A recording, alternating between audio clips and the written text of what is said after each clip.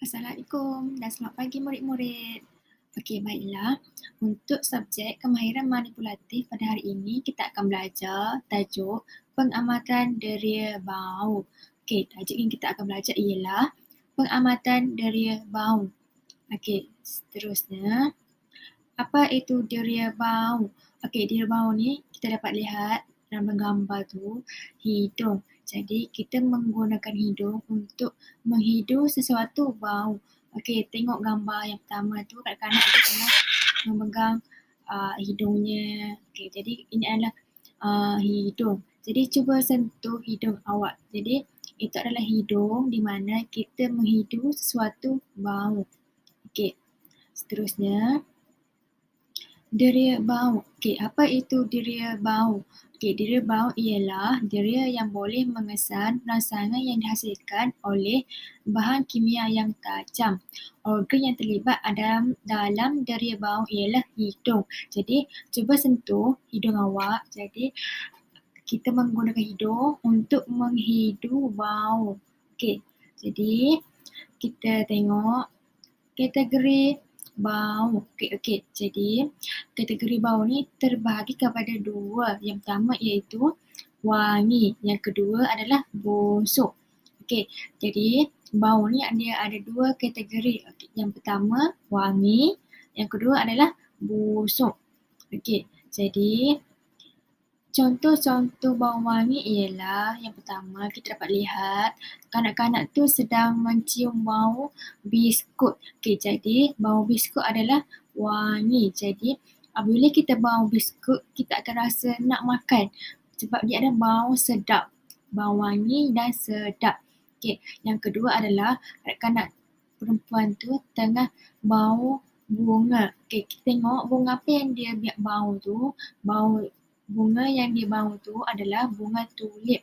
Okey, bunga tulip menghasilkan bau yang wangi dan sedap dihidu.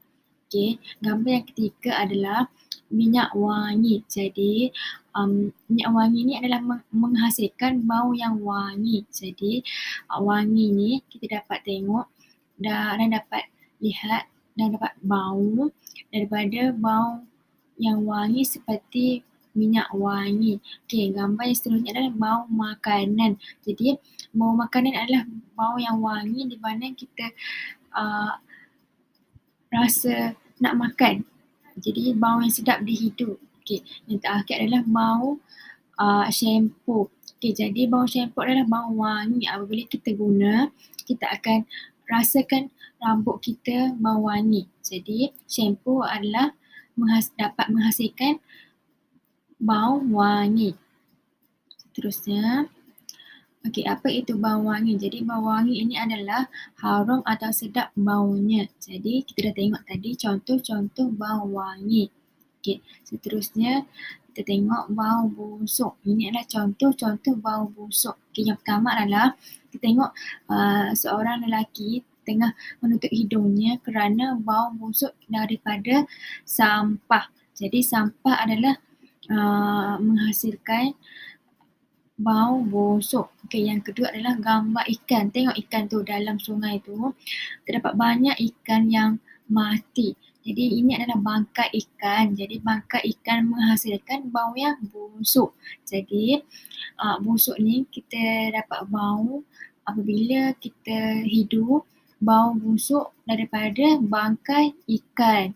Okey, yang ketiga adalah bau busuk kasut. Jadi kasut ni yang kita tidak basuh, yang kita dah lama, bau yang tidak menyenangkan apabila kita menghidu bau kasut yang buruk ataupun bau kasut yang lembap yang terkena air yang tidak kering, jadi ia menghasilkan bau yang busuk. Okay, gambar yang keempat adalah bau busuk daripada bunga rafflesia. Jadi bunga rafflesia ni menghasilkan bau yang busuk.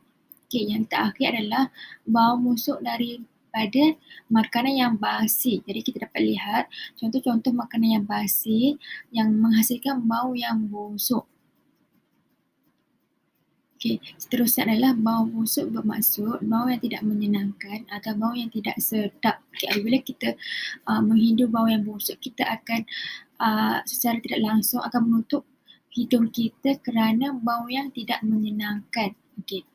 Seterusnya jom kita main teka-teki gambar. Jadi kita kenal pasti kategori bau. Jadi gambar yang pertama adalah gambar bangkai tikus. Jadi bangkai tikus ni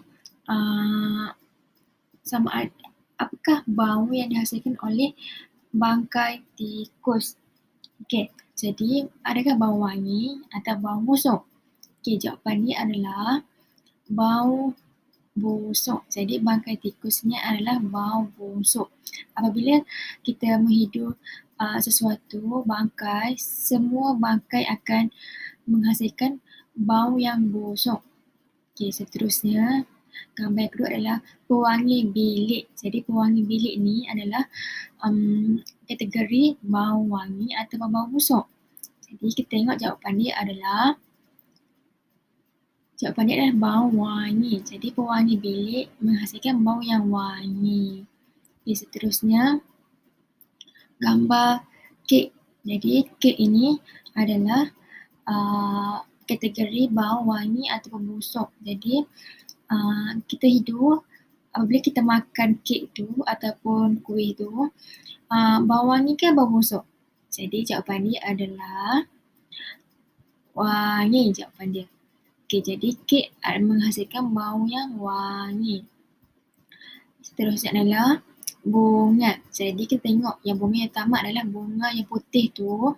Belah kiri gambar pertama bunga melu. Bunga melu ni menghasilkan bau yang apa? Okey, yang kedua adalah bunga yang warna kuning ni adalah bunga kenanga. Okey, jadi ini adalah bunga kenanga dan bunga warna merah ini adalah bunga mawar. Sebelah pada bunga mawar adalah bunga cempaka atau seroja. Jadi bunga ni menghasilkan bau yang wangi ataupun busuk. Okey, jadi jawapan untuk gambar ini adalah bunga menghasilkan bau yang wangi.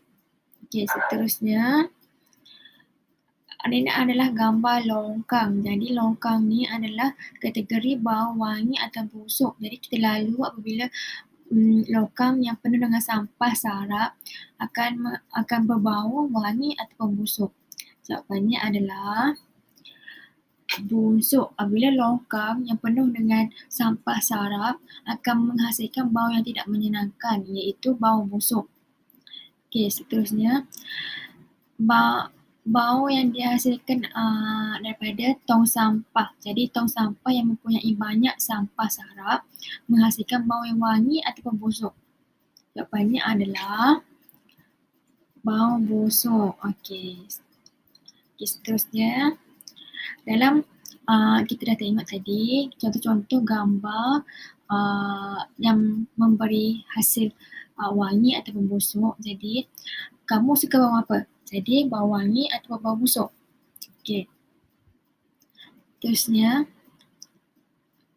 jadi soalan ini, bolehkah kamu senaraikan satu benda wangi dan satu benda busuk yang berada di sekeliling kamu? Jadi apa satu benda wangi dan satu benda busuk yang berada di sekeliling kamu di rumah? Okey, jadi senaraikan satu benda wangi dan satu benda busuk yang ada di rumah kamu.